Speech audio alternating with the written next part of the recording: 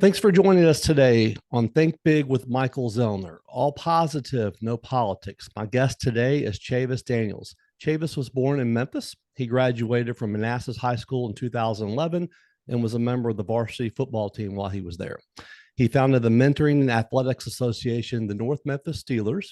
And Chavis was hired this past June to be his alma mater, to be the defensive coordinator for the Manassas High School football team.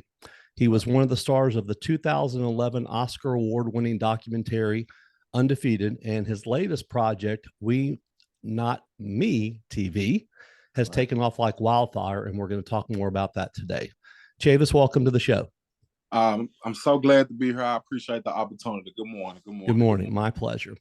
Tell us something interesting about yourself that most people do not know. Something interesting about myself that people don't know. Well, I'm musically gifted.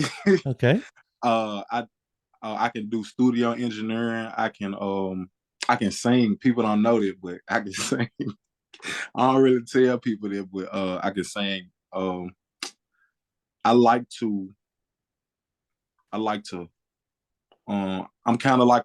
really a nice person. People don't know that, but I'm really a nice person. I'm really a nice person. And I just like to have fun, man. I'm blessed. I'm just blessed. Just unbelievable. Have you ever sang in front of a group of people, a large group before? No, never did that before, but I have did a talent show before. And I did it in front of the school, but I ain't really take it serious. But no, I ain't really take it serious, but I think that's on my bucket list one day to sing in front of a crowd. Yeah, you ought to go out and do karaoke sometimes. My that'd be family fun. do karaoke all the time, but I'm always acting shy and nervous, so I really never participate. I understand. You grew up in North Memphis. Yeah. What are some of your the most important lessons that you learned from your childhood that affect you today? One thing I learned is like growing up as adolescent is 5 minutes of pleasure or whatever is not worth like 10 years of your life or stuff like that. And temporary decisions can last you for a real lifetime. And it's okay to show, like, and I learned also it's okay to show your emotions. It's okay to help people. It's okay to not be a part of everything. Sometimes it's okay to stay in the house. Sometimes it's okay to go to road less travel. Sometimes it was more beneficial to you to do the right thing. So I've learned so many lessons, so many valuable lessons, and a lot of them came from my mom. Really, like holding myself accountable, holding other people accountable that I care about. So as a child growing up, I was so selfish, and I only cared about me. And growing up, I realized that how much that I could get done, or how much I can accomplish when I put people before myself, and when I want to be a part of a team. You said, quote, "We must discipline our children or the streets will," unquote. And then you also said, quote, "The streets can't have any more of our kids. We can't save everybody, but we damn sure gonna try," unquote. Absolutely. Tell us what you're trying to do and what that means to you. What I'm trying to like for the last this will be the 7th year that I've been dealing with kids in Memphis, and honestly, that's been my life for the last 7 years. Not only with my own biological kids, but with thousands of other kids in North Memphis, East Memphis, all over the city, honestly. And you run across kids that unbelievable talent at a young age, and like where we from, just being honest, is nothing more common than unsuccessful men with talent. And most times it's because of the decisions that we make. So like some of my best football players had the worst at-home experiences. So, and like when you're going through stuff at home, it's hard for you to go out in public and do the right thing because everything going wrong. So with all these kids, it's just like you want to help every kid. You want to help. You want to help everybody, but some kids you just can't help because the environment thing. Like, say for instance, if I'm with you all day long and I'm your coach, I'm telling you not to smoke. I'm telling you so many things, but guess what? You smoke at home. You smoke at home with your parent. So it's just like I'm preaching to the choir. Right. You know? So with me just stepping in and trying to be a mentor is always barriers. You know, and like sometimes you love these kids so much that you literally will try to do anything. Like I've literally had kids stay with me. I've literally had kids like, can't, like when the parents can't do it, I try to step in and help. And like I said, and most times for these last 7 years, I ain't gonna say I ain't been like poor or nothing, but I've been pouring from an empty cup. Meaning like I don't have everything myself, but I'm always willing to help people that need to be helped because I know how it feels when you don't have no one to help. And like my objective has been like to save as many kids as you can. Like you're not gonna be able to save every kid, but you got kids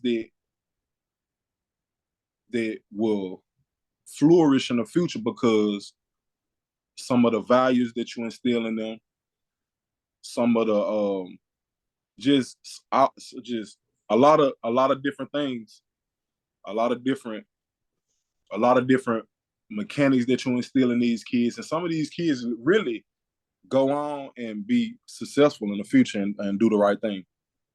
I have another podcast that I do called Let's Make a Better Memphis. I do it with former Memphis Police Association President Mike Williams and teacher and talk show host Sherry Hopper. And one of the things that we have talked about I think we've done 4 episodes so far, is the importance of getting to kids early, getting into the neighborhoods and getting to them early, like what you're doing, with what we're going to talk more about today with the North, your football team that you have.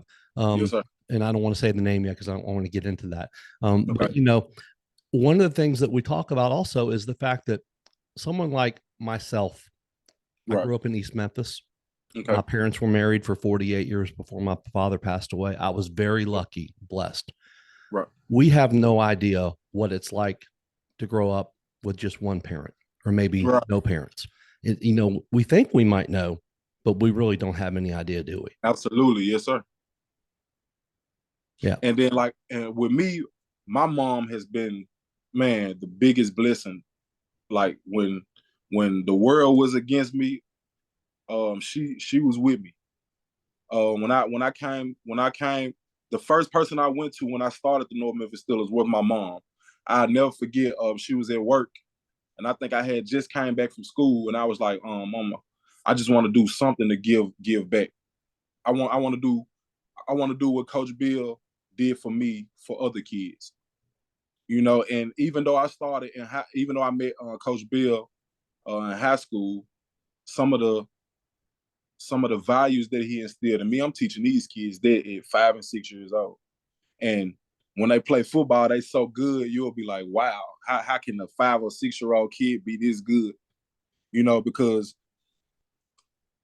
even besides X's and O's, I can give a speech to a kid and I can scoot down to their level and make them believe they can do anything.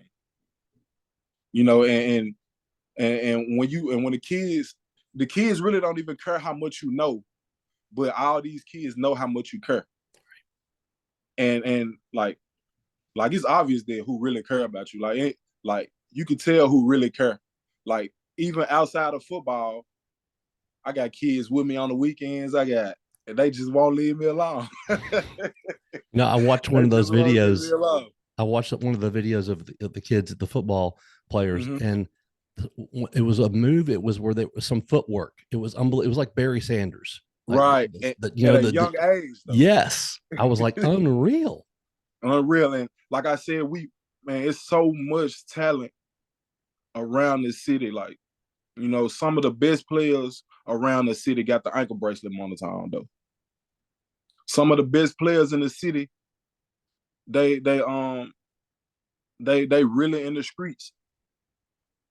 And you know what I'm saying? A lot of stuff started at home.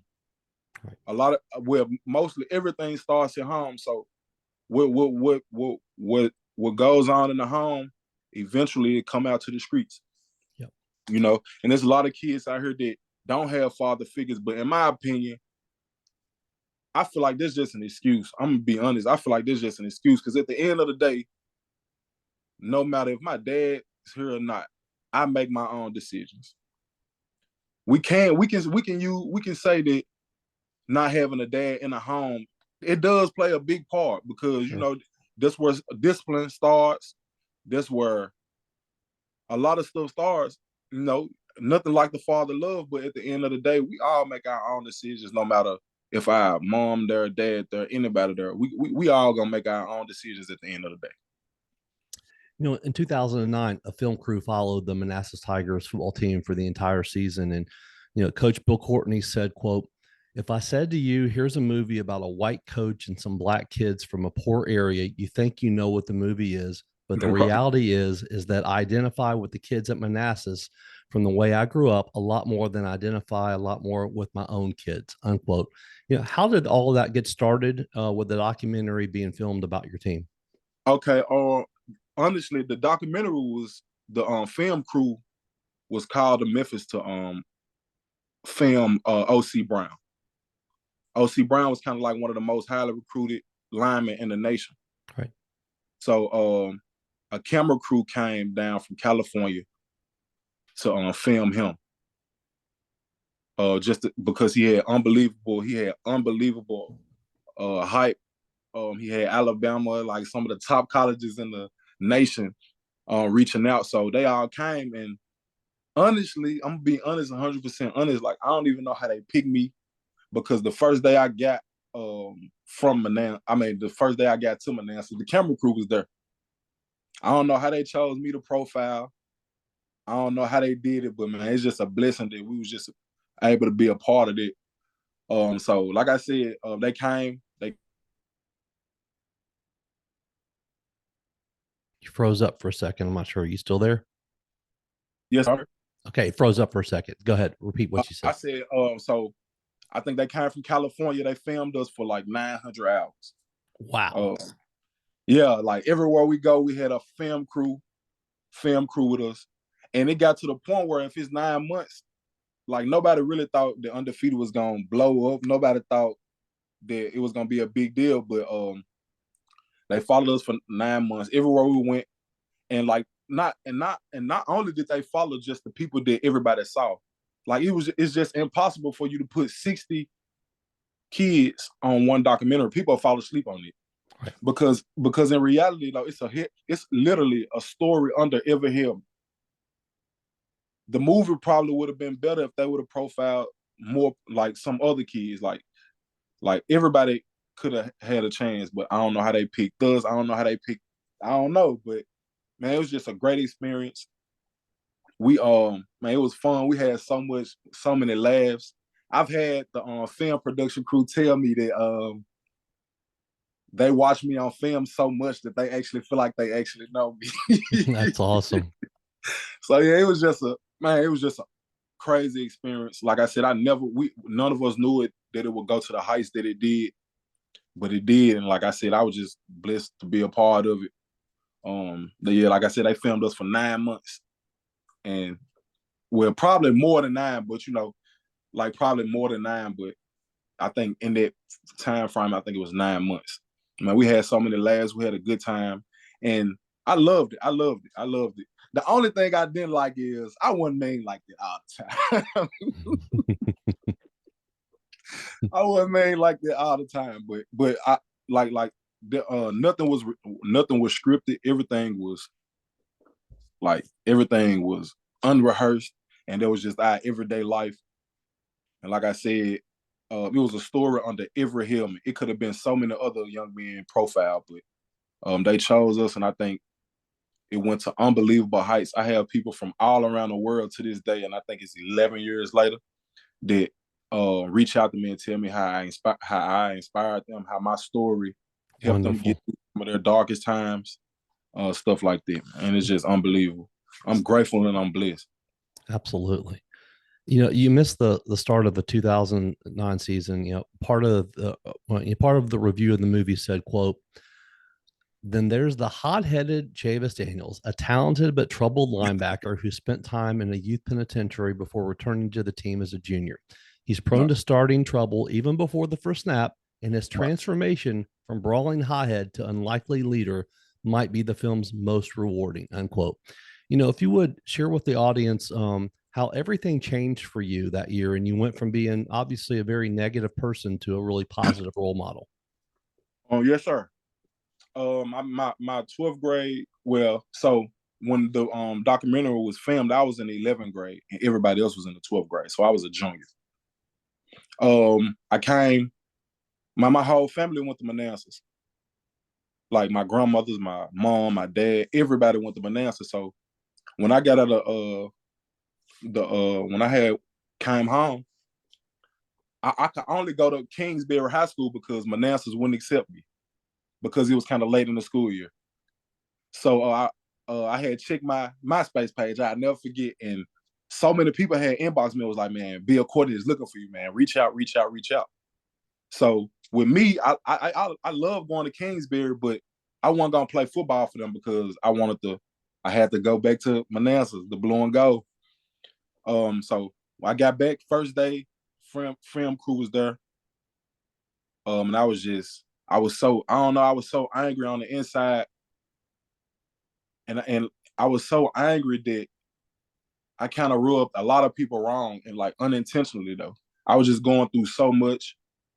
And then when you just in when I was just in the youth facility, I always had to put this tough demeanor on, because I didn't want nobody to bother me. I didn't want people in my line. So I kind of feel like for the 16 months when I came home, that aura just stuck to me. So it was kind of like I had to keep that persona.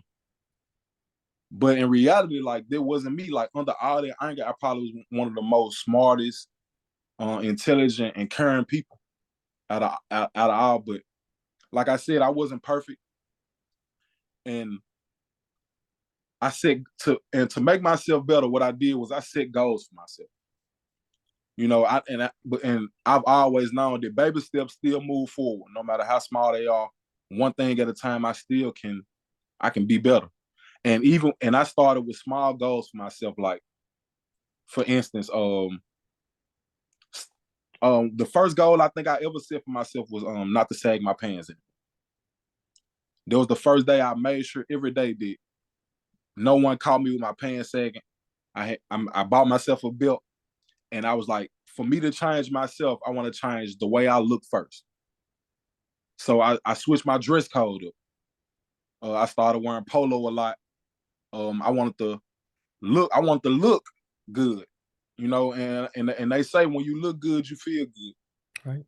So I started working on my presentation first because sagging pants, tattoos everywhere, people just get that, people get that, they judge you by those things. So I set goals for myself, like make sure your pants are pulled up, make sure you look the part, make sure you look like you can go in any room and adjust, which I can.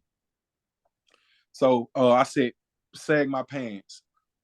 And then a lot of people looked up to me. I was an 11th grader and I was a captain. So I think it was only 2 underclassmen that started, and I was one of them. Like, so no underclassmen really played like this. So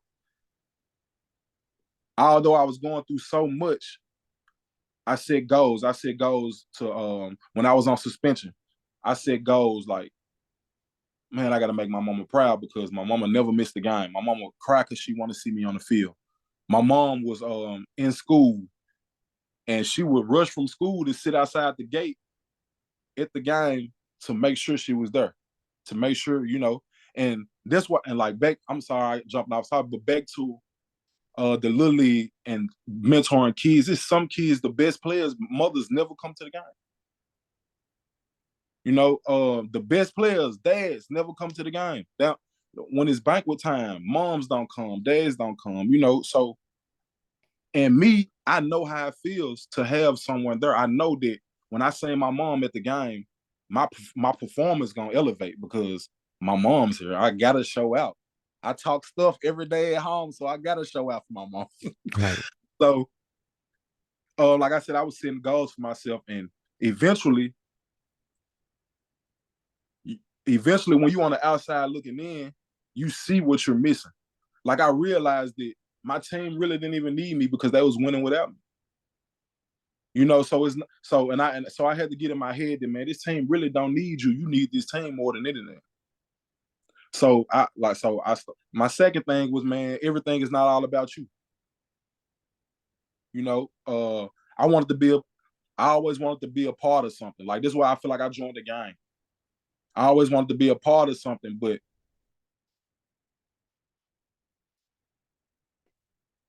You froze up again. looking at, can you hear me? Yeah, I can hear you. It froze up again. It happens sometimes. It's okay. And with Manassas, it was just like the team is bigger than me. So I want to get back and I want to be a part of this because like you might not get this again. You know, so like I said, the small goals led to bigger goals like man, finish this last game, help these seniors win their first playoff game. You know, and like when I wasn't on the field, I seen how it was hurting not only me, but my teammates. My mom wanted to see me playing. I had a little cousin that was just crazy about me. Like he already thought I was going to the NFL. He was like, Chavis, I want to come to the game, but you ain't playing. So it's like stuff like that just motivated me to get back on track. I didn't want to go back to the youth facility ever again. So, and I realized that, man, what you're doing right now, man, you headed back that way. You know, so I just wanted to keep myself humble, put the team over my personal wants, and just get back in the swing of things. And like, I ended it exactly how I wanted to end it. And it was just great, man. It was just great. Like I said, I'm blessed and I'm thankful that I'm not dead or in jail because I know for sure this the path I was headed down. You know, I saw this review from March of 2012 on IMDb from a gentleman named Blake Masters who called Undefeated the best film of 2011. He said, quote, I just saw the film a few days ago. Disclaimer, I hate football movies. I couldn't care less until I saw Undefeated. Right. Yes, it got my attention after winning Best Documentary after the Oscars. Right. I was almost reluctant to go see it. I work in documentary filmmaking, but when I did, I was absolutely floored. Like tears in my eyes as I exited the theater floored, unquote. Man. You know, most everyone, likes the underdog, as we know, hugely successful films like Rocky. Why do you feel Undefeated obviously connected so well with people to where it won the Oscar for Best Documentary in 2012? Man, I think no matter, like, besides the fact that people try to put race in it, I think that who doesn't love an underdog story? I think I think the underdog story is what everybody loves. How do you overcome certain circumstance? And even though the movie was called Undefeated, like we didn't go undefeated. Right. It was about being undefeated by whatever life throws at you. No matter what life throws at you, we should be able to handle it. And it's not even what happened to you, is how you respond to what happens. So and then on top of that, I think P. Diddy, Sean Combs had put his name on the film at the last minute. I didn't know that. I think that just blew everything out the water. I think we went to South by Southwest. Mm-hmm. It's kind of like one of the, I'm pretty sure it's like one of the top film festivals in the world. Is it Austin, Texas? Austin, Texas, man. Okay. And I knew that, and from that point forward, I think everything's just got crazy fast. We even though we did get paid for the movie or whatever, but me more than anything, the opportunities that movie presented for all of us is what most important to me. Because not only that people will literally pay you to come speak to their schools, public speaking. Like those type of opportunities, being able to go to schools and kids see your movie and they just feel like you just a incredible hero, stuff like that. And on top of that, you get to see like even though we don't want to talk about the race part of it's true. Like every white person is not a bad person. Every black person is not a bad person. So and I feel like that did catch a lot of people's attention. Having a white group of coaches that really cared about the collective, the group. It wasn't just, oh man, he's a turkey person, or he's just doing this to get paid. Like I done heard all of this, and I know for sure none of it is true, because to this day, like I'm 29 years old and I can call Bill Courtney for anything, and it's one call away. Right. I could call Coach Germany, Coach Fly for anything that I need for my organization, that I need for my personal self, for my kids. It's one call, that's all. Like I said, it's so many factors that played into us winning an Oscar. And I feel like the underdog and, race relations, like, man, I'm going to be real. I could call on Coach Bill before I call on some people that's very close to me. So it's a lot played a part, but I feel like the underdog story and like everybody going through something and defeating anything that was coming our way. I feel like this what just blew it was a standing ovation the first time I seen it. That's awesome. And like I'm being honest, the first time we ever seen it was 2 hours before the world premiere. Wow. So we didn't really get to see it like months in advance. I think we had a private screening in Memphis with the mayor. Because I think Undefeated, when it first came out, it was a limited release. So it really didn't go to every theater in Memphis. I think it was only in like LA, New York, stuff like that, like big cities. So it was a limited release, and every film festival that I ever went to, it was a standing ovation. And imagine being someone in the movie theater and you look over and the man who you just seen in this movie is sitting right next to you. And you just should see, man, it's just crazy reaction. The first time I ever seen it, I think I stayed at the movie theater from 12 to like 12 at night, taking pictures, signing autographs, man. It was just crazy. Coach Bill Courtney said of you, quote, "I watched him grow up. I watched him go from being a pain in the butt kid to a maturing kid to now a father who is mentoring literally hundreds of kids in North Memphis. I mean, how would you feel? Wouldn't you be proud?" Unquote. And you told him in one late night season game when you were about to go onto the field, quote, "I'll die for you tonight. I'll die for you," unquote. And you also have said of him, quote, "Good manners and good friends can take you places money won't go. I can't speak for everybody, but this guy has never changed on me. A real friend, a real mentor, and a real life coach," unquote. Yes, I know you and Bill, you just talked about y'all have a special bond and relationship that, yes, has now lasted, over 13 years. You obviously mean the world to him, Chavis. Tell us a little bit about him and what he means to you. Man, it's just so much I can say. I know, man, this man has kids of his own. He's the epitome of service. He's the epitome of real, authentic, just a blessing to so many people. And man, this guy can speak. When he speak, like I gotta be all ears when he opened his mouth, because he always has something valuable to say. When I'm around him, I'm always like a sponge, just soaking up knowledge. This guy, man, is just unbelievable. To be honest, like I said, outside of the money that we were paid, this man has presented me with so many opportunities to go on a road with him and speak to big crowds. He take me on the road to speak to high schools with him. He didn't have to do it. Right. Like I said, he just unbelievable. And I know for sure that this my friend, my brother, my mentor, my advisor for the rest of my life.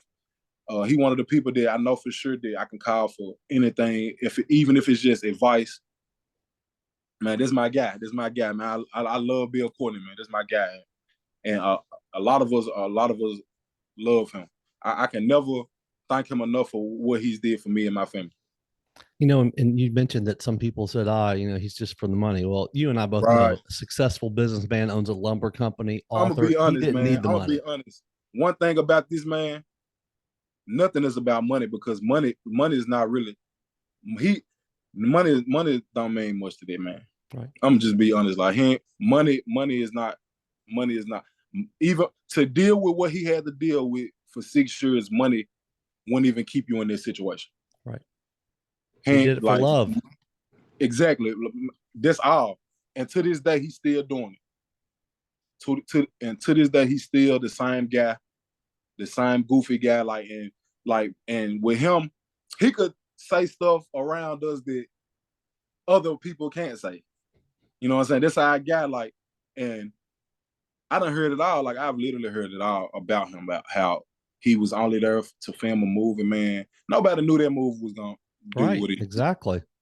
And to be a turkey person, you got to think about it, man. This man spent probably $100,000 more. Like you got to think about the locker room was done from scratch by them. The field had dirt and rocks all over it, and he paid to get the field laid.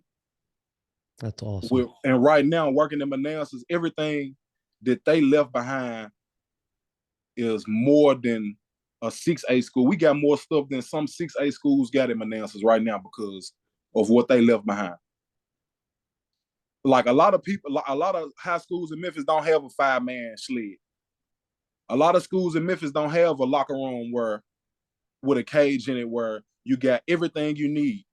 A lot of schools don't have 4 and 5 uniforms. A lot of schools don't have just a lot of stuff that Manassas got right now. Coach Bill Courtney, they did a good job and they left behind so much and took with them so little, but none of that really mattered to them because what we did, nobody could ever take that away from us. You know, on October 17th, 2014, Memphis Mayor A.C. Wharton presents you with the key to the city. And you said, quote, "They gave me that key and I still don't know what it can open," unquote. Tell us about that day and what it meant to you. Man, I think I was 16 years old. I think it was like we had the private screening on Friday. And after the private screening, me and my mom took pictures with him and he was like, "I need you to come to my office Monday morning. I got something special for you." And I'm like, all of us was just in this movie, so why he choose me out of all people? Right. So me and my mom, we were just trying to figure out what it was. And his assistant then was my 7th grade teacher. The mayor's assistant was my 7th grade English teacher. So she reached out to me and was like, "Okay, boy, give me your information." Like she was just cool. I reached out and they set it up for Monday morning. I think I rode in like the black car that you had the people open the door for you, and it was just like crazy. And we went into the mayor's office, man. I didn't even know he loved ducks that much, but he had a cool office. I never even thought that I would be in the mayor's office. And when I got there, he showed us so much love. We sat down, he offered us lunch, everything, and he just pulled the key out, and it was just there. Me and my mom were just blown away that I was 16 with a key to the city. So it actually happened. Yeah, I saw the post from 2014. It actually happened in 2009 then, so when you were 16, right? So when the movie came out, it was 2012. Right. So yeah, so it was 2012. So I think I reshared it in 2000, and I think I reposted it in 2014. Okay. But yeah, man, it was just like I said, it's a blessing. I still got it. I don't know where it go to, but I got it, and I'm just holding on to it like it's just a treasure, something that I'll never forget. Because too many people can't say that they accomplished it, especially like people that I hang around or people where I'm from can't even say that they been inside the mayor's office or anything like that. And to have it happen at 16 is just wow. Yeah, it's just wild. Like, 16 years old, man, and like I said, like I always gotta say this, man. I'm just so thankful. Like, I don't know, how good stuff always happened to me, but man, I'm just so thankful, and I feel like this why I bless so many other people is because I know what it feels like. I know what it feels like to have people look out for you. I know how it feels for people to have grace for you. You know, and I feel like that plays a big part of what I do these days. Like, man, it's just unbelievable how life is unfolded for me, and I'm looking forward to doing some more great things. You said, quote, don't be embarrassed of your situation. Half of these people are covering up the same situations with filters and smiles. Make a plan, cut off distractions, stay focused, and execute consistently. You'll make it, I promise, unquote. You've overcome a lot in your life and you've persevered.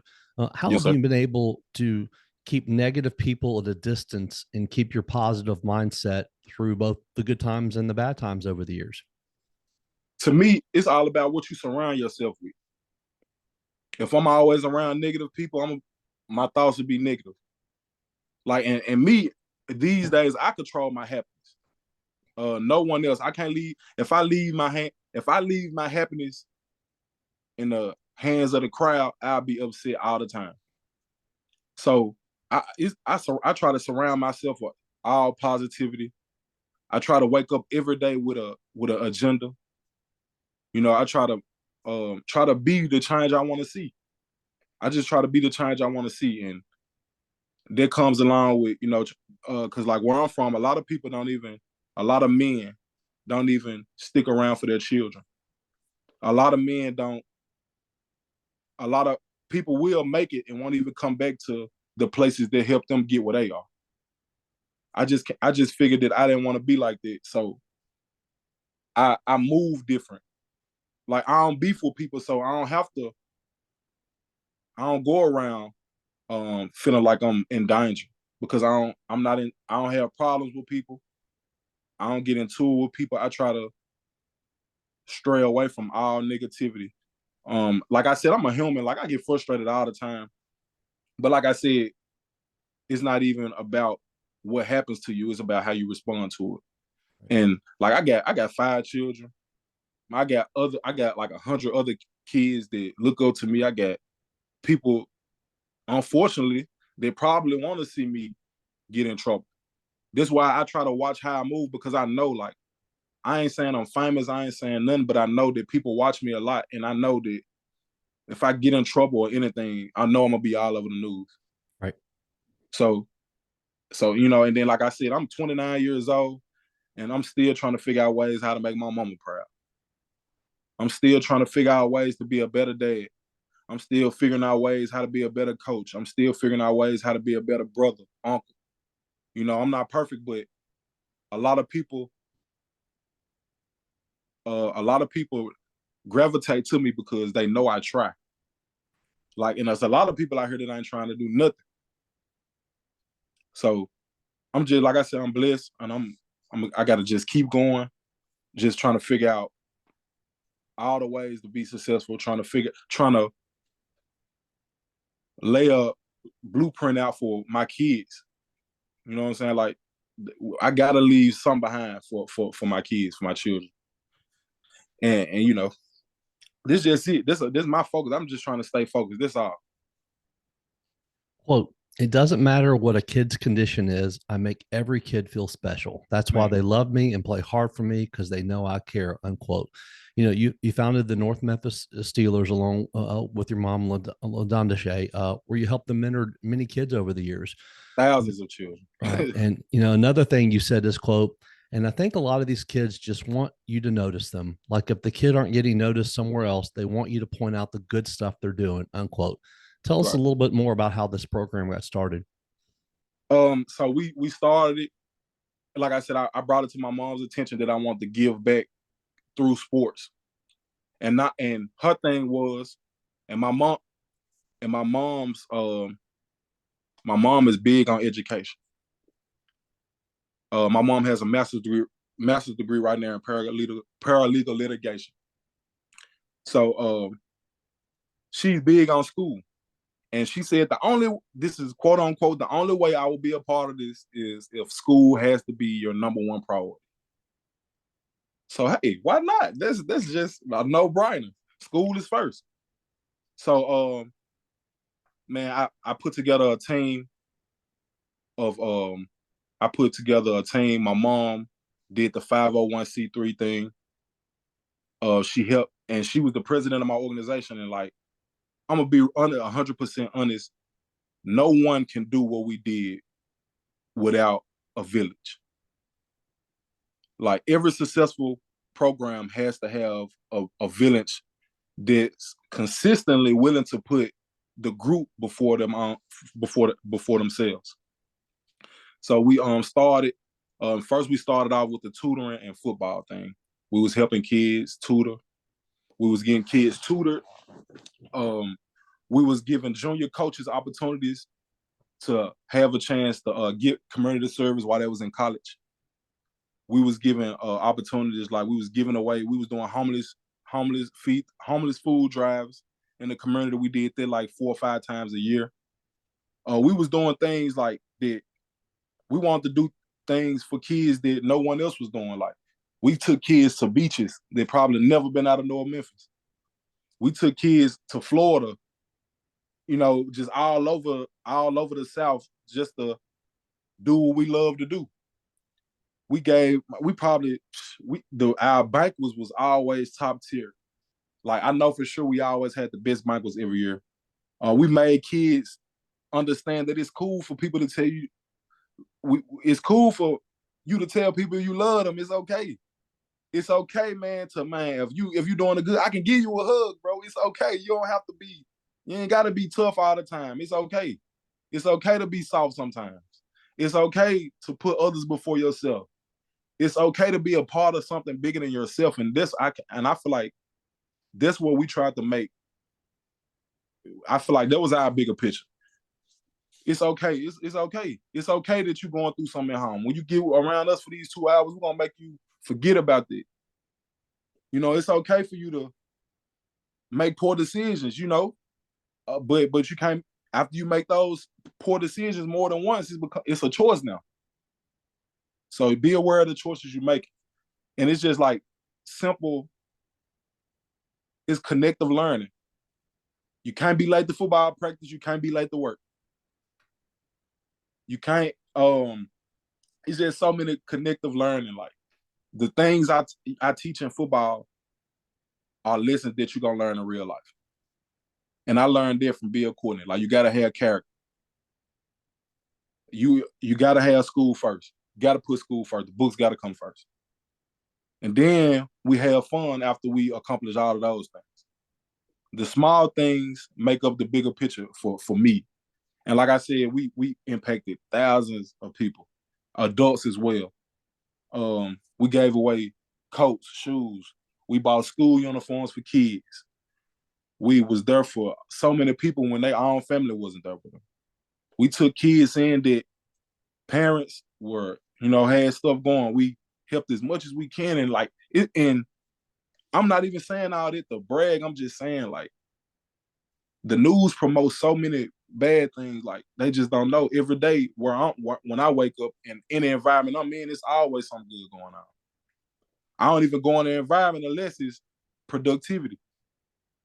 So my thing, the North Memphis Steelers, for me and my heart and my mom's heart, was to pay it forward. Everything I learned in college, high school, little league, I'm teaching these kids at an early age, and the results show for themselves. Your mom, Donda Shea, said you told the world when you had the football team in the North Memphis Steelers, quote, "My mother and I couldn't save the world, but we tried," unquote. Yes, how much fun was it to be able to team up with your mom to be able to work with all those kids?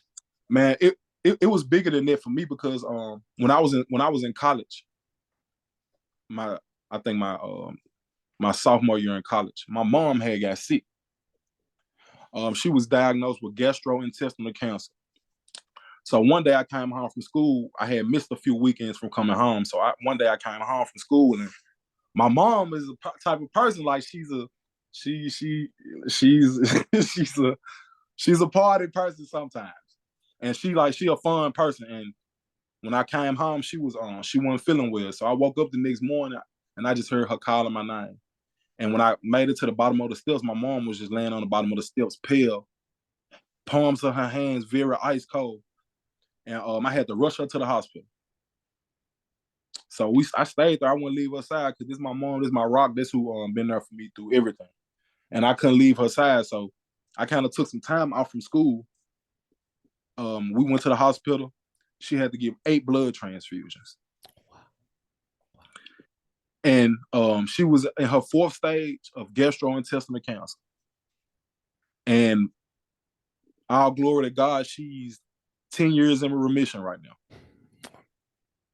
So like I said, my mom is everything for me. So when I came to her about it, she was back working, she was back doing everything. So I'm like, Mom, I just want to do something. You know, I was just fresh out of school. I worked at Kroger, but I was like, man, I know I'm bigger than working here. I know I'm bigger than working at Kroger in the dairy department. So I quit my job and I was like, Mom, I want to go help some kids. And I know for a fact it wasn't about money because like kids didn't even pay to play on our football team like that. You know, and like you got to think about it just equipment wise, we probably had like 100 helmets, 100 shoulder pads. And if you're a football guy or you know anything about sports these days, you know that one helmet these days is like $200, $300. So, like I said, a lot of stuff we fundraised for, we got out and we did it. And my mom had to make me humble because I used to be the type where I didn't want to stand on the corner to do fundraisers. But it wasn't about what I wanted. It was about let's do what we got to do to help these kids and to grow our brand. So I humbled myself and I went to my mom and asked her, and we put a business plan together. And actually, she was like, "Okay, that sounds good, but I need to see more." You know, so she wanted to see paperwork. She wanted to see how far are you willing to go to make this happen. So she started on the 501c3. I think it took probably 6 months for it to be 100% complete. We started there, and then we just got on the ground. We got in the community, found kids. I think our first year we had 120 kids, and it was just our first year off just putting flyers on Facebook. We bought a van. We used to hop out in every project neighborhood in the city and try to get the kids all through North Memphis. And like I said, me and my mom, we couldn't have done it by ourselves. We had to have a village, and the village that we had, man, was just phenomenal. And like I said, the most important thing to me about the North Memphis Steelers is the relationships that we built. The relationships we built was meant more than money. And you know, most of the people that I met through the North Memphis Steelers, I know that was gonna be some of my best friends for the rest of my life.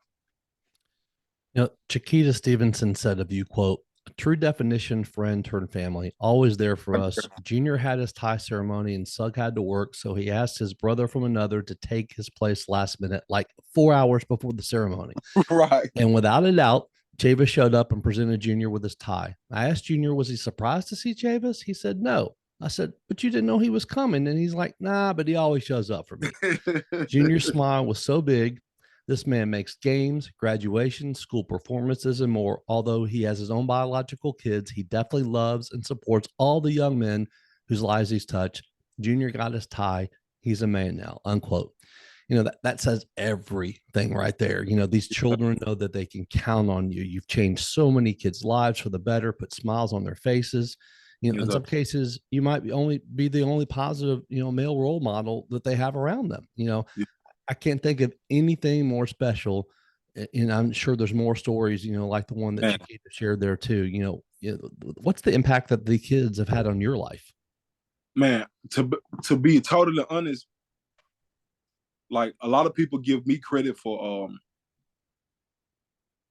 impacting kids' lives, but I don't think those kids know how much they've impacted me.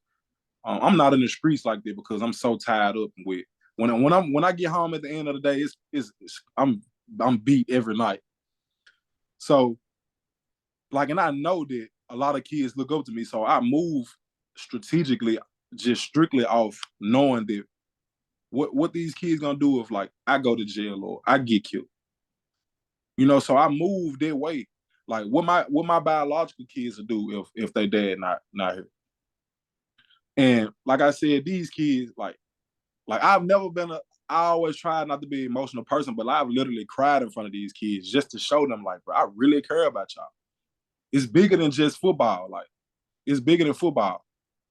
I'm showing up to graduations. I'm showing up to whatever, just to show you that I'm not the quote unquote turkey person, and I'm not looking for anything. I'm not looking for self gratification at any level. Like I truly care about these kids, and like I said, they know that because not only do I tell them I love them, my actions show.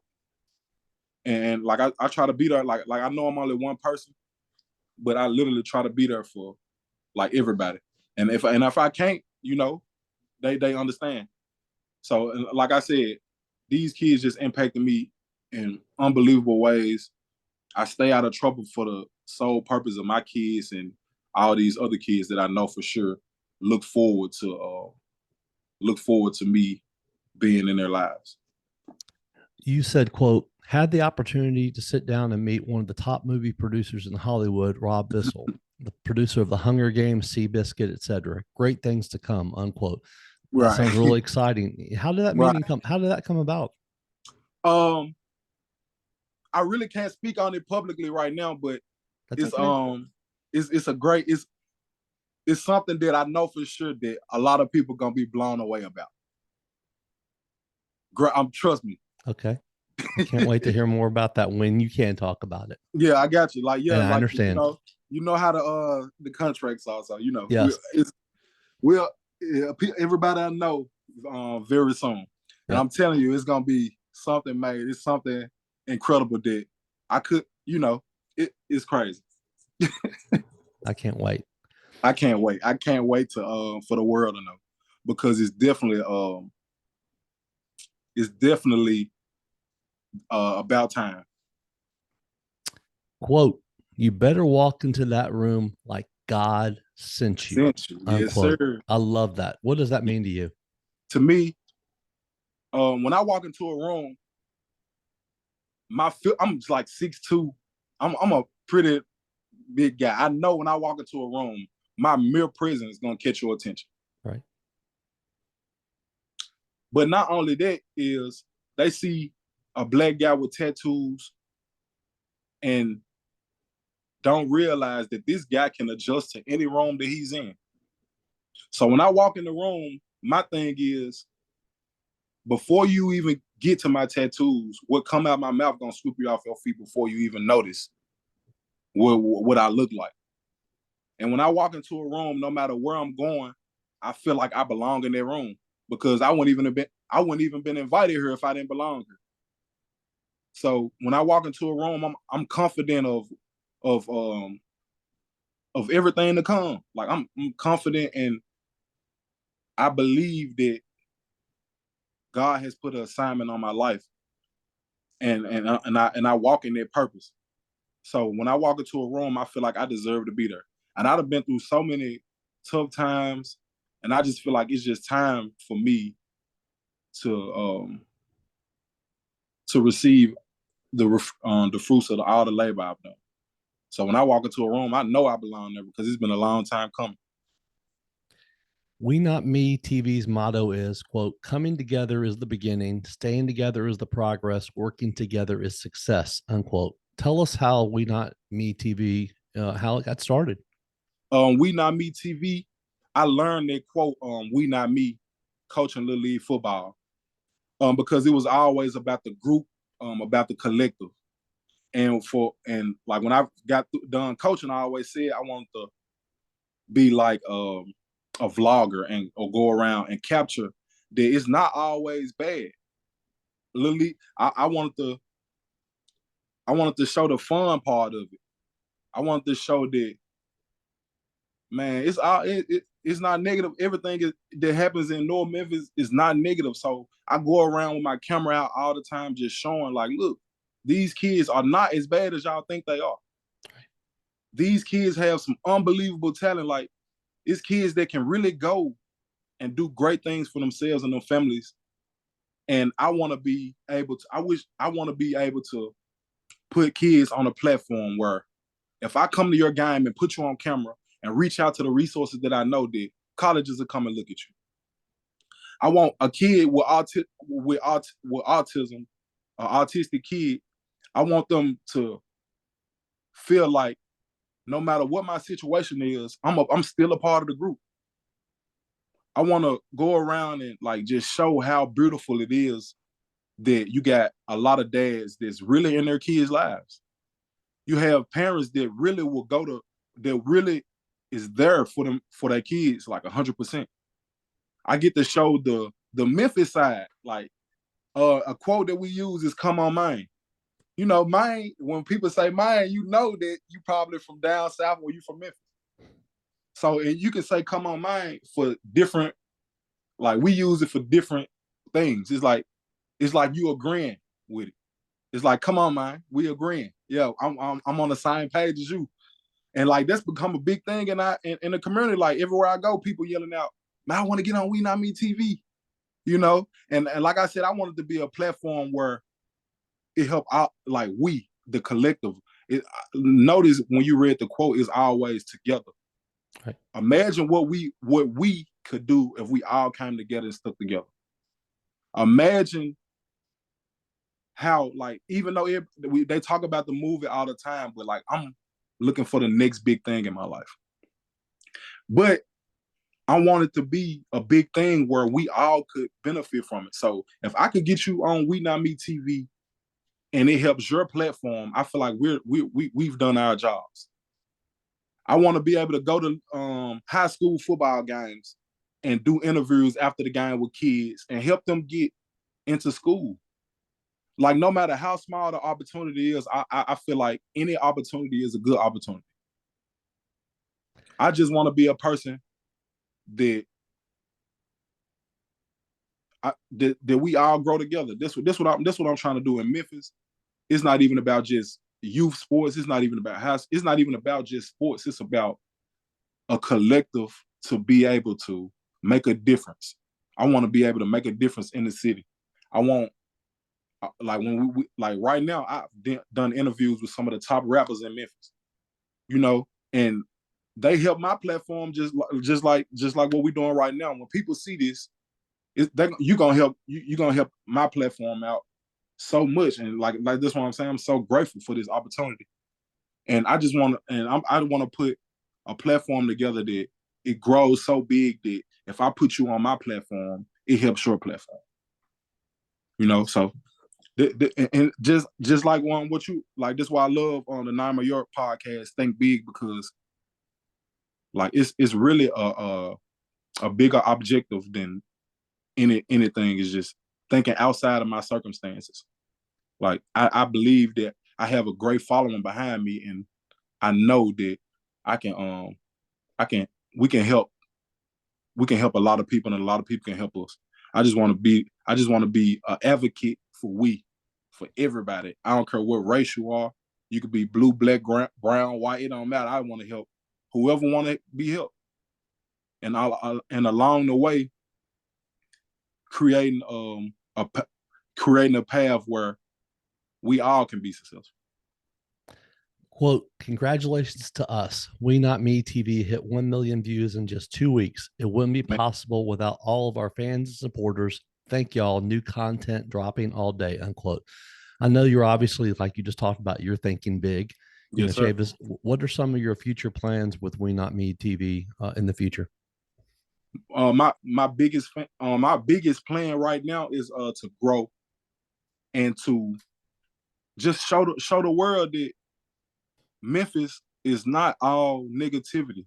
Like it's so much positivity. Like, and maybe I'm just in my bubble and in my zone, but like it's only positivity going on around me.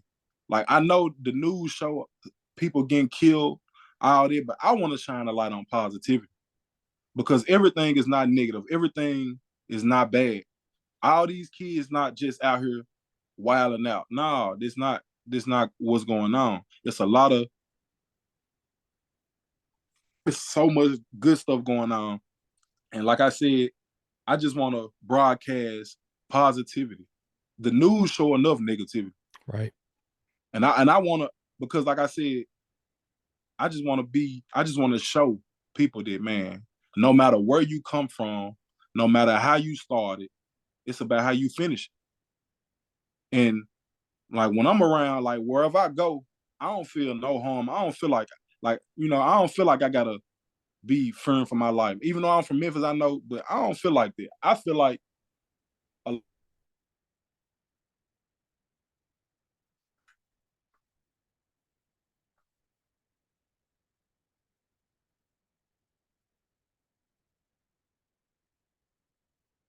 don't think like that. I think, man, you are what you're in. This is just how I got to keep it. This is just how I got to keep You said, quote, shout out to the Manassas High School coaching staff for making this happen. Also, shout out to TSSAA. One of the most dedicated kids is autistic. He never it. misses a practice. He never quits. And he's one of the most positive kids I know. Malik is one of a kind. He worked hard all season and they let my boy score his first touchdown. This is very powerful and an influential moment for us all. Thanks to all the support we had last night, unquote. How wonderful is that? I mean, he sounds like a really special kid. Man, Malik is, man, just an autistic kid, very, very, very intelligent. I think he touched me just one day. Just we just had a dialogue, and it was just, man, just unbelievable how smart this kid is. And we all seen the need for him. He always this year he was like he just wanted to run the ball one time. So we reached out to the officials before the last game of the season, and my partner, one of the assistant coaches, Adrian Fox, he made it happen. He reached out to the referees, and it was a go. And and when I'm at the games, like I had my cameraman with me, and and I was just like, bro, you got to get this on film because this is a very special moment for an autistic kid. And the video just went crazy. It's just a blessing that we could do that for Malik. Malik deserved it. Malik was a ninth grader coming in, dedicated. He really didn't get in the game much because we didn't want him to get hurt, but he deserved the opportunity, and I'm so glad that we was able to make it happen for him. In talking about your mom and dad, you said, quote, having parents who still look out for you as an adult is what I call a blessing, unquote. And you said of your mom, LaVonda Shea, quote, she's always having fun. I love seeing that beautiful smile, unquote. Right. Share us a little bit more about her and also your dad, Michael. My mom, LaVonda Shea, man, is just amazing woman. Everyone loves her. She's the president of my 501c3. She's kind of like my manager slash probation officer. but I wouldn't have it any other way, man. I love that. Like I said, right now, man, I'm 29 years old and I'm still trying to figure out ways to make my mom happy. Like, and I call her my probation officer because this is what she act like. Right. And she's a big reason too why. Like, one thing my mom has taught me in this 29 years of my life is always be held accountable. No matter what's going on in life, you got to be held accountable. You have to take care of your business. Your priorities have to come first. And one thing she's taught me lately is that, man, you can't make everybody happy. You know, although you might try, and like you really just can't put all your eggs in one basket. My mom just taught me so many things. My mom's just got a master's degree. She showed me that you can go back to school no matter what age it is to finish. She's a mental health therapist. man, I just got a wonderful mom. I think, like, I know a lot of people say they had the best moms in the world, but I really feel like I got the best mom in the world. And my mom does Fortune 500 catering. She has her own T-shirt print business. My mom's been working at Kroger for like I think like 20 some years. Wow. Yeah, and so she's been like I think she's like a manager or something. Um, and she just never seems to amaze me. And like right now, man, my mom, like I said, my mom was in her 4th stage of gastrointestinal cancer, and look where she is now, man. It's just a crazy testament to how good God is. And she's obviously, it's like you mentioned, the cancer, obviously a fighter. Yeah, fighter, man, fighter, unbelievable. Like my mom, like when we grew up, like don't get me wrong, we didn't have everything, but my mom did a hell of a job. Like everything that we needed, we had it. We might not was able to get everything we wanted, but everything we needed, it was no question that we would have had it. And like I said, man, me and my sister, we just thankful that God blessed us with such a beautiful, loving, caring, strong. She a warrior, and like I said, our glory to my success won't even be possible without her. So your mom told me, speaking of your sister, that I had to mention your sister Ronisha. So Yeah, please tell us Roro, a little bit about her. my little sister Roro, this is my baby sister. I love her so much. My little sister, she just had her first baby. My little sister had her first baby this year, man. Congratulations. And with her, she's wanted a baby for so long. She finally got it. You know, and man, she's such an amazing mother, a young mother that's still driven. And she just they always in the camera. She should just unbelievable. She always wanted a baby, and I'm so proud of my sister that she waited until she finished college, all that, to have a baby, and that's a great thing. And that alone shows how great of a mother we did have. You know what I'm saying? Even though my mom was kind of strict on her, it was it paid off in the end, I think, for both of them. Like I said, I'm so proud of her, and she's so beautiful, and she is my baby sister. She gonna be my baby forever. You know, you have, many kids that you love, and that Right. we talked about that today, but you also have, 5 children of your own. My baby, Kania, Kanaya, Kanaya, excuse me, Timothy, Ava, Timothy, Chavis Ava. Jr., and Nova. Yeah. Of your oldest, Kanaya, you said, quote, "Happy 12th birthday to the oldest of my clan. I love you so much, big girl. You're growing up so beautifully, and I'm so proud of you. Today is all about you. Whatever you want, it's yours," unquote. Right. And Ava just started kindergarten a few months ago, and you said Yeah. of her, quote, "Happy 5th birthday to the most beautiful girl in the world. I'm so proud to be your dad. You're truly so amazing. Today is all about you. I love you so much," unquote. Yes, sir. Tell us a little bit about your kids. I'm gonna start. Naya is the oldest. Naya just turned 12. She's probably she's just so pretty. She don't really say much. She try to act so shy, but she's so intelligent.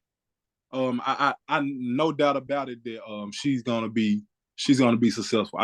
And like in these next years, I just want her to choose what she want to do. I just want her to, if she want to dance, she want to be a majorette.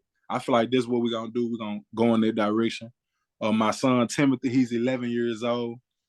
He's kind of he's a bad kid. No, I'm just playing. Now this is my guy, man. One thing about him is kind of hard to. It's the hardest thing I feel like with him is like trying to discipline the you out of a child. He's kind of me of my children. Right. And he's a great kid. He's a great kid, very intelligent, very handsome. And he just a great football player, but I don't think he really, like, I don't want him to play football because his dad played football. At this point in life, I feel like, man, what your future is up to you. Whatever you want to do, you can do it. I'm gonna hit. We got the resources to do it. I'm gonna make sure we do it. It don't even have to be sports because your dad plays sports. I never want him to get caught up and feel like, man, I gotta play football, because no, you don't have to. If that's not what you do, you can play basketball, you can do whatever, but you can't just sit around out there. You got to do something. Right. With him, man, like other than that, man, he's a good kid. And then Ava is probably the superstar. She's my 5-year-old. She's on kindergarten, and she's just, man, amazing. She has a YouTube. She's a popular YouTuber. And she's just so beautiful. We are working on getting her into modeling. We've had a few modeling agents reach out to us. She's also a brand ambassador for like Sheen clothes. Like she has a very, very bright future ahead of her. She just took 5 pictures. She just amazing, and everybody calls her amazing Ava. She just amazing, just a one of a kind kid. And when you talk to her, you wouldn't think she's 5 years old. She's just so intelligent. And then I got my junior CJ. He loves Spider-Man. He just started pre-K this year. You know, he just still getting adapted. And you know, he just a growing boy, very intelligent. And like I said, his future is bright. I think next year is gonna be his first year playing football. This year we didn't make him play, but next year he ain't got no choice. He gotta play. Even if he don't like it, he gotta play at least 1 year. After the first year, if you don't like it, we ain't gonna make you do it. But next year he'll be his first year playing. And then my baby girl Nova, I love her so much. She's so pretty, and she just man, just I'm just all in my. I love all my children, man. I'm just blessed. All my kids love me, and the thing that I be wanting most right now in my life is from all my kids to know each other, be around each other, and take care of each other, just like me and my siblings do. What are the most important lessons that you've learned in your life? One of the most important lessons that I've learned in my life is we not me.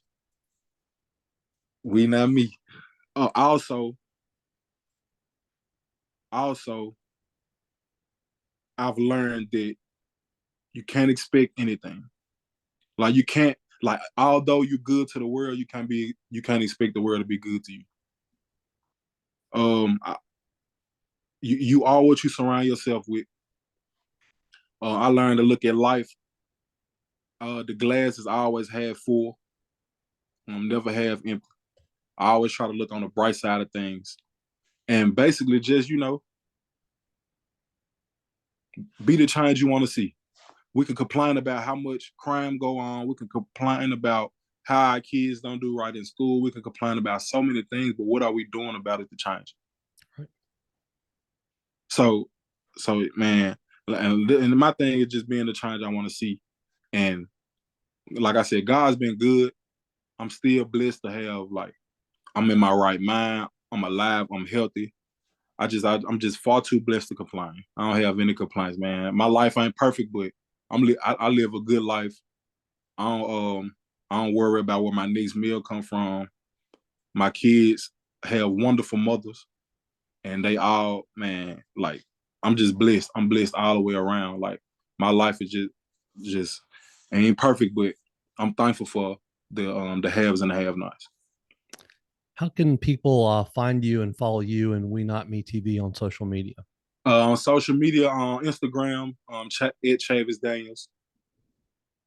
Twitter, at Chavis Daniels. WeNotMeTv on Facebook. And that's it. I really don't, like, I want to get to the point where I don't have to, like, I'm bad with the social media thing. So I wish I hope WeNotMeTv grows to the point where we can get other people to run WeNotMeTv. Oh, that's going to happen, man. Yeah, that's going to happen. I see that for sure. But you got YouTube, right? YouTube channel. YouTube, WeNotMeTv. Go subscribe. Like I said, it's been a long journey. Like I said, we still trying to get everything intact for WeNotMeTv. We're looking to do some great things. What I want to do is I'm working on getting a location where people can pull up to the studio, do interviews. We can do all type of great things. We also have a homeless food drive coming up. We'll be sharing details on all our social media platforms. So at Chavis Daniels Twitter, at Chavis Daniels Instagram, Facebook Chavis Daniels. My business page is WeNotMeTv. And man, that's it. That's it. Chavis, you're only going to be 30 years old next January 7th, and you've accomplished so much already in your life. You have a really bright future ahead of you, and I can't wait to see where WeNotMeTv is going. It's just you're doing so many great things, and I tell you, I'm proud of you, man. I am. I'm proud of you. We've never met before today. Yes, sir. I can tell you, and all the research I've done and everything you've done, I'm proud of you. So yes, I really appreciate you coming on today. I really appreciate you for having me. And like I said, I want to in the future. I hope we can connect again. Absolutely. And just try to figure out ways to, because I know what you're trying to do as well. I watch your episodes, and I know how you feel about Memphis. And I just want to, like I said, I just want to be a pillar, and I want to be a vessel in the community for, for everybody, for everybody, the collective. And like I said, I appreciate this opportunity. You just don't know how much this means to me, being able to get on someone else's platform and talk about real life. Well, I'm so glad to have you come on today, and definitely would love to have you back again. This is the first interview that, well, I've did like hundreds of interviews, but this is kind of like the interview that you actually went and did your research. I really didn't expect you to know my kids and all that, but that's what made this interview so special, man. I really appreciate this. I'm so grateful. My pleasure, man. And I definitely look forward to having you come on again down the road. Yes, sir. Yes, sir. All right. Thanks again. Thank you. You're welcome.